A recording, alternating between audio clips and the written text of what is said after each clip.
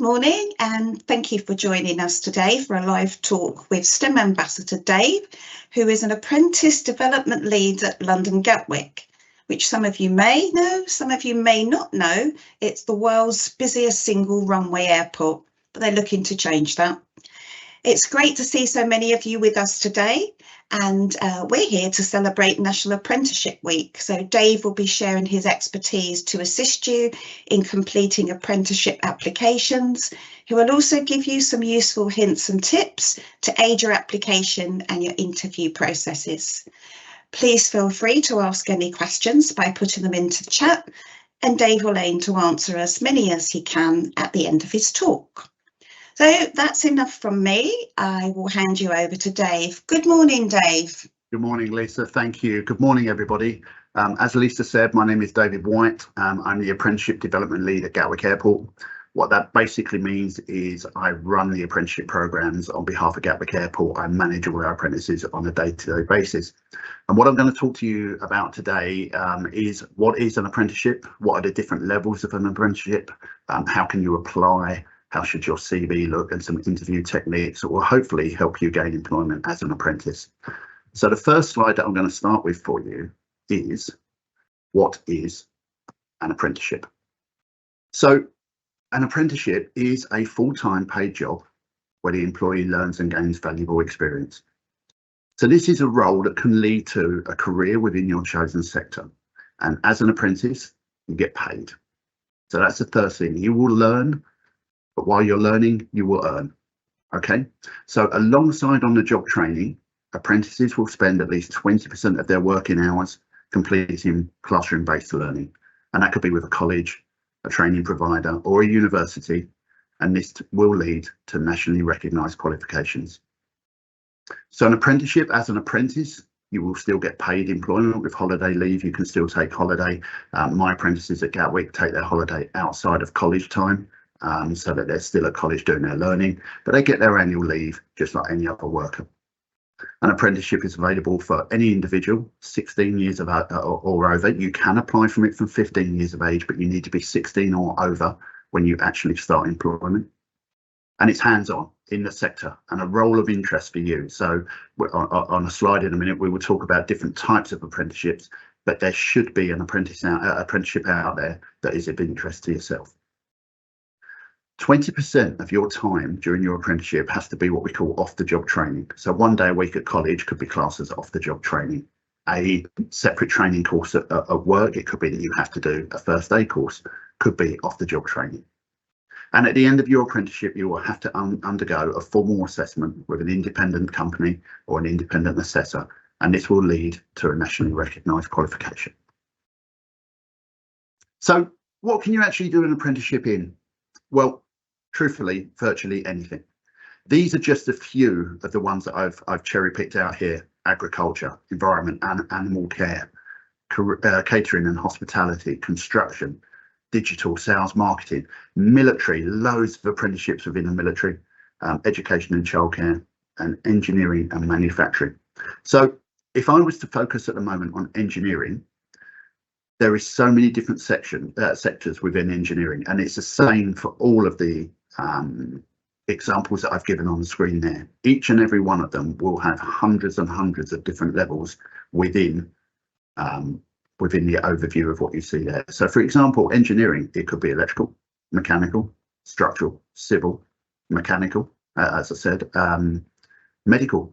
There is so many different areas within it. So when you're looking for an apprenticeship, have a look, go in deep to have a look at what's actually there for you, what really interests you, because it encompasses so many different areas.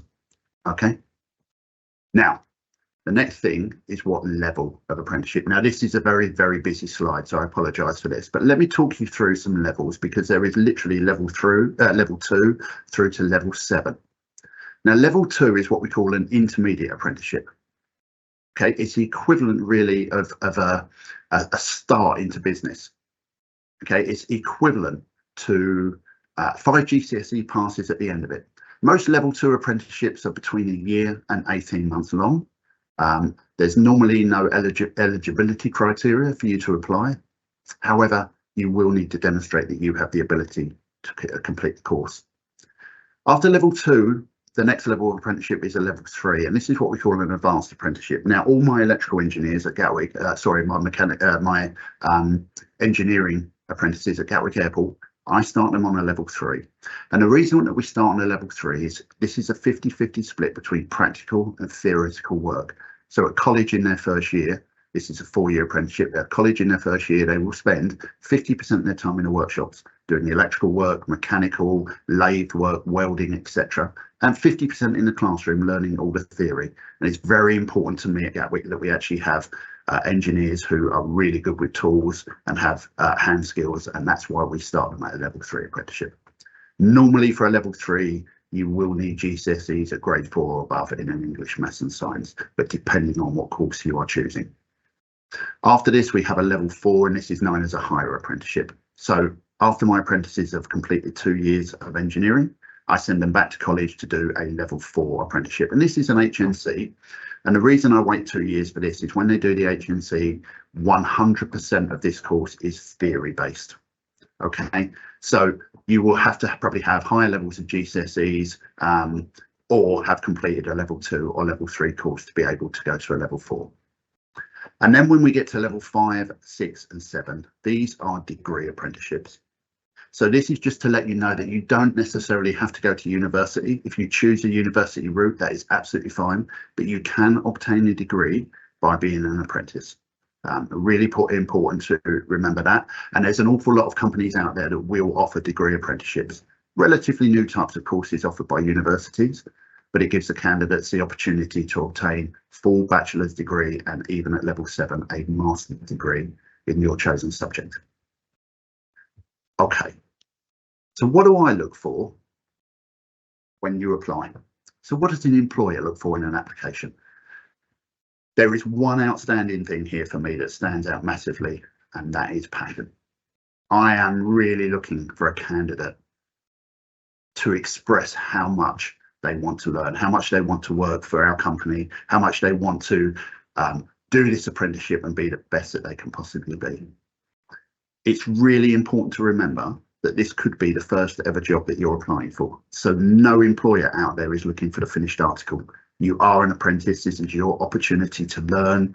This is your opportunity to make mistakes, and you should be making mistakes in all honesty, and there's nothing wrong with that. It's all part of your learning experience. So please remember, you're not the finished article at this stage. We know that. You need to understand that, but what I want to see is a massive passion around your reasons for wanting to be an apprentice and come and work for me, for example, at Gatwick Airport. What's really important also is that you research the job that you're applying for. I have a number of people come into the job or apply for the job and have no idea really what we're doing. A lot of people, with this apprenticeship for mine is at Gatwick Airport, not the actual airlines, and I get a lot of people apply each year saying they've always wanted to work on aeroplanes. We work on the actual airport itself. So research the job you're applying for. Okay, I want to see someone who's taking the time to investigate the role that they're looking for. And please have a willingness to learn. The whole point of an apprenticeship, whether it's 1 year long, 4 years long, is your willingness to learn, to take on that knowledge, be a sponge, take all that information in. You are the future employees of that company, and you are the ones that we're hoping are going to take this business to the next level.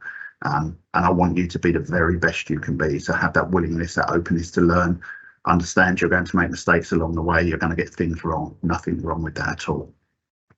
Have a think about teamwork. Okay, no matter how small the company you work for, you will need teamwork. It is absolutely vital. My apprentices work each day with different technicians, different people working days, nights, weekends, doing shift work. Teamwork is so very vital. Okay. And lastly on this slide, for me, enthusiasm. Your wonderful enthusiasm will motivate others to follow your lead. I've got apprentices here that I have technicians who work with them, and the technicians say to me, this apprentice makes me want to be better, because they have that wonderful enthusiasm and desire to learn.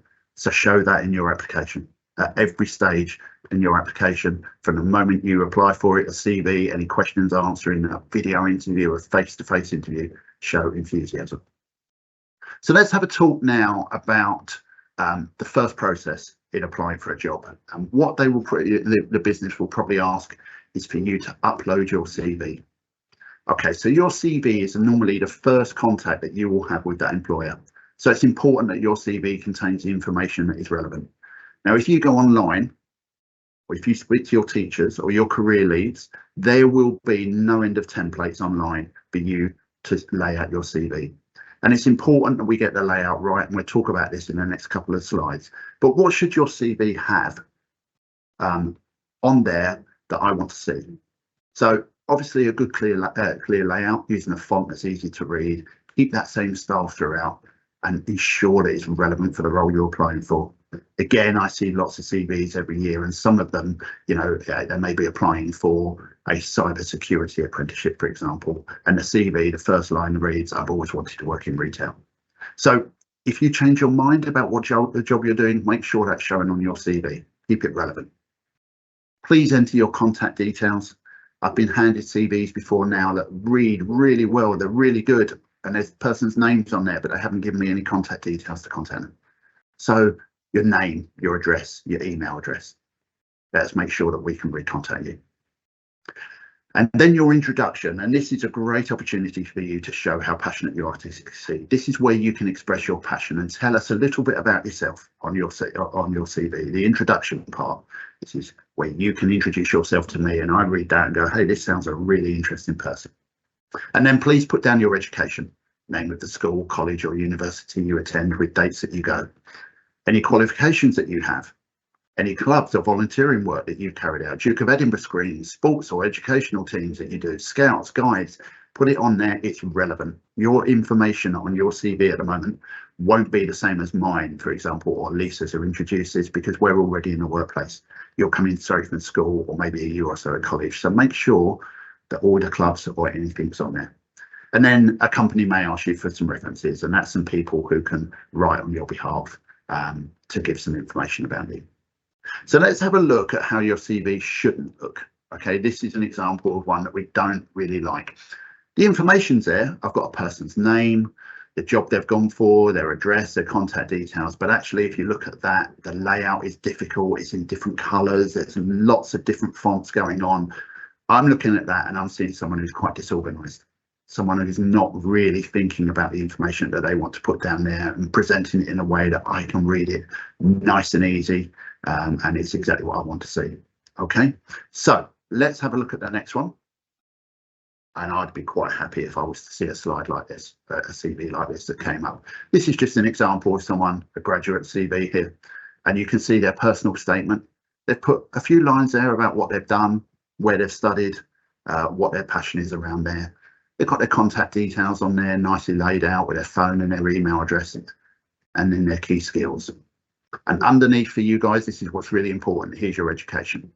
So they've put it on there from their secondary school at the bottom there, and any relevant modules going up to the university that they've attended. And then a little bit at the bottom about any work experience, and yours could be any work experience that you may have already done, could be some clubs or anything along them lines that you partake in. Okay, so a nice clear layout, easy to read font with all the information that we need. Doesn't need to be 6, 7, 8 pages long. 1, 2, 3 pages is absolutely ample to capture what we need. Okay, so you've done really well. You've handed in your CV. You've been asked to attend an interview. So what do we want to do at an interview? Well, congratulations. You've made it to interview. You should be really proud of that straight away.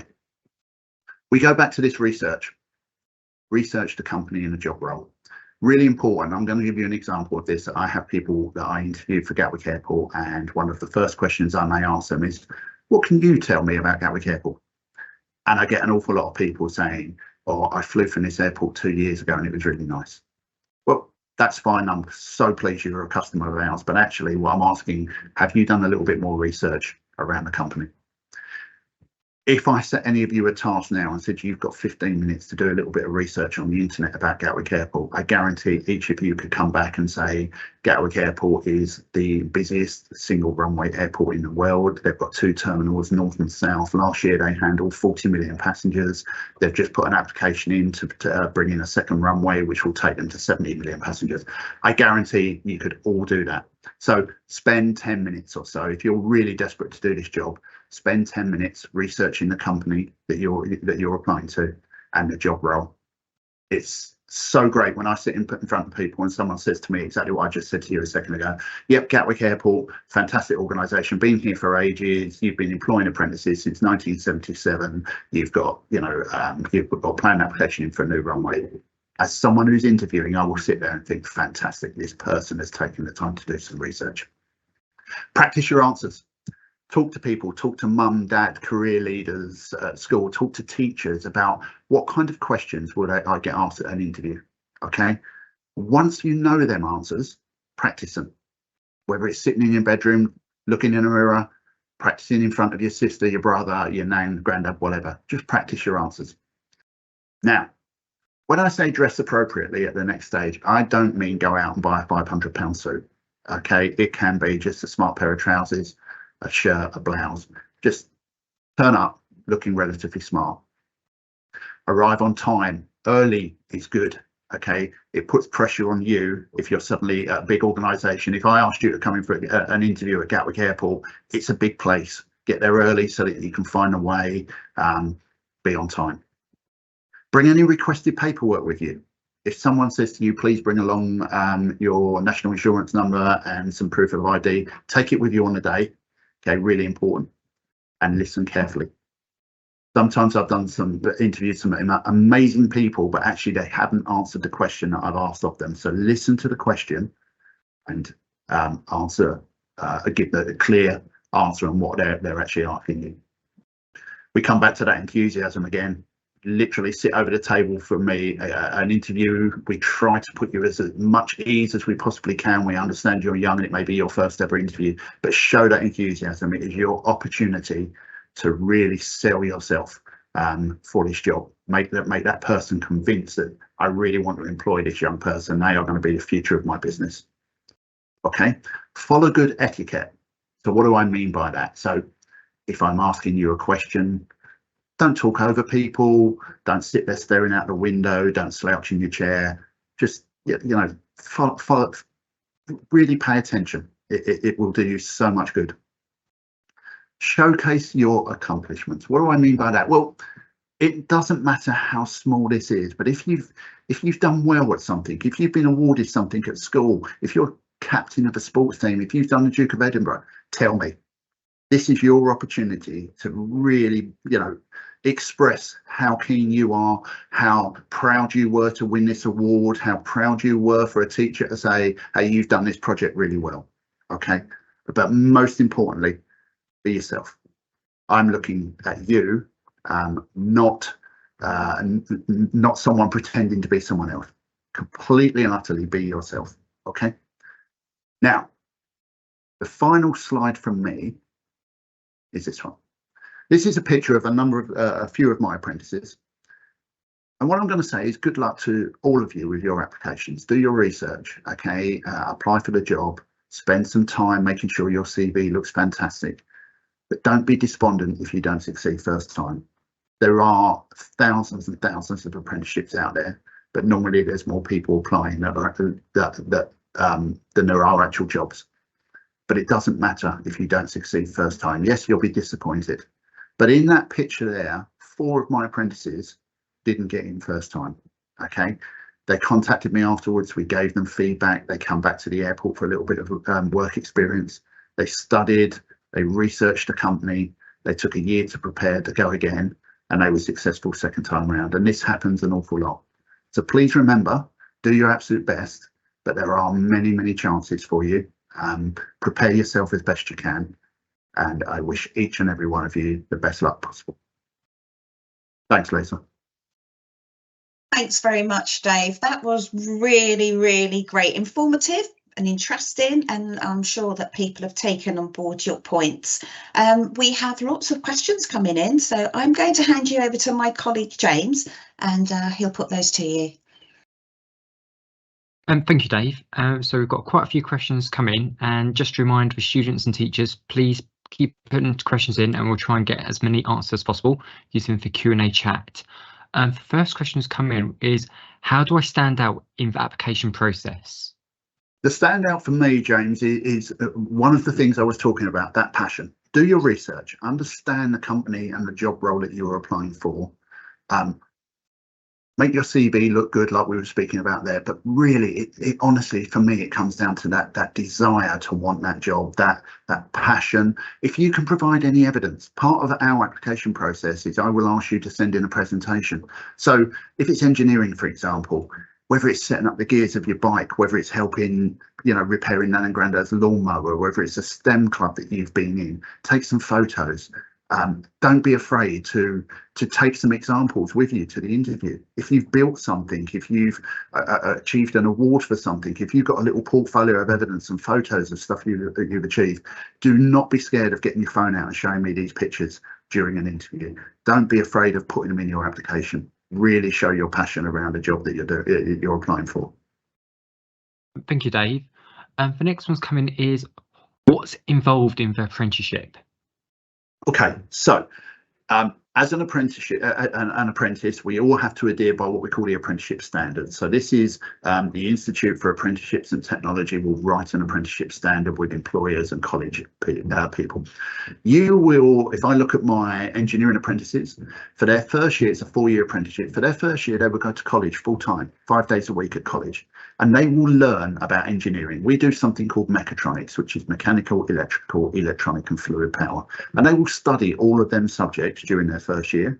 They will do practical and theory based, so they will be in a welding bay, they'll be in a machine shop, an electrical bay. In years 2, 3 and 4, they work at the airport, and they work with our technicians on the equipment every single day, with 1 day back at college each week. So 4 days a week in their second year, they're at the airport working hands-on with our technicians, and it's called on-the-job learning. So each day, whether it's engineering, whether it's hair and beauty, whether it's hospitality, you will be working with the people that do this job each day, and they will be teaching you the role that you are doing, and this will be backed up by day release back to college to learn the theory side and gain your qualifications. Thank you, Dave. The next one is, where can the apprenticeship lead me to? Okay, it can lead you to wherever you want. Let me give you an example, and I'm going to talk about the airport here. I started my apprenticeship at the airport. Okay, it was a long time ago, but I started as an electrical engineering apprentice here. I then became a technician, a team leader, an engineering leader, and then 5 years ago I started running the apprenticeship scheme here. So I've gone full circle. But you could choose to remain on the tools and be a technician all your life as an engineer. However, if we go up through the chain, the CEO of Gatwick Airport is a guy called Stuart Wingate, Chief Operating Officer of Gatwick Airport. He started his career as a 5-year electrical engineer many years ago at Black & Decker. So he started as an apprentice, and he is now the Chief Operating Officer of Gatwick Airport. And we've got examples through every level of management here. The head of engineering here, a gentleman called Steve Kelso, started his life as an electrical apprentice. He now runs the whole of engineering here. So it's limitless. Your career starting as an apprentice can take you as far as you want to go. Thank you, Dave, and a great insight to actually the opportunity it can lead you to.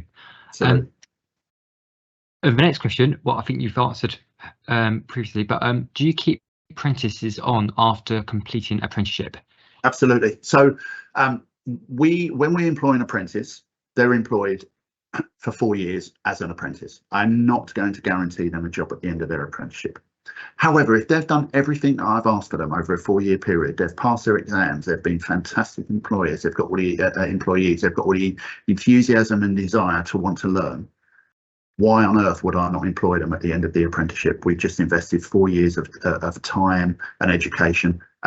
So we've got about 220 engineers at Gatwick Airport, of which approximately 100 have been for an apprenticeship scheme. So yes, we will do our absolute utmost to give someone a job at the end of the apprenticeship if they've done everything that we've asked them to do. Thank you. The next question we've got is, what happens if I start an apprenticeship and it feels that it's just not right for me? So you are not tied in. Simple as that. This is like any job that you can go for. If you start an apprenticeship and it does happen and you feel after a while, do you know what, this isn't quite what I wanted, you are more than welcome to leave. Okay, you will just follow the normal process of anyone coming leaving a business. So we're not going to tie you in for 4 years. We're not going to ask you to pay back money for learning or anything that we've paid out for. So you can leave the business at your choosing. Thank you. The next question we got is, will I work with other apprentices? Yes, absolutely. So depending on how many apprentices are taken on in your year group. So I took on 4 apprentices for engineering last year. I took on 1 for IT and 1 for cybersecurity. Our 4 engineering apprentices go to college in their first year. So they spend their whole first year together. When they come to the airport, they do get split up and work on different sections, but they still spend a lot of time together. I take all my apprentices away every year to an outward bound training centre in the UK, where we just spend a week doing rock climbing, abseiling, canoeing, etc. And it's all based around teamwork and getting all the apprentices together. So it's really important to us that our apprentices spend time together as well as working on section.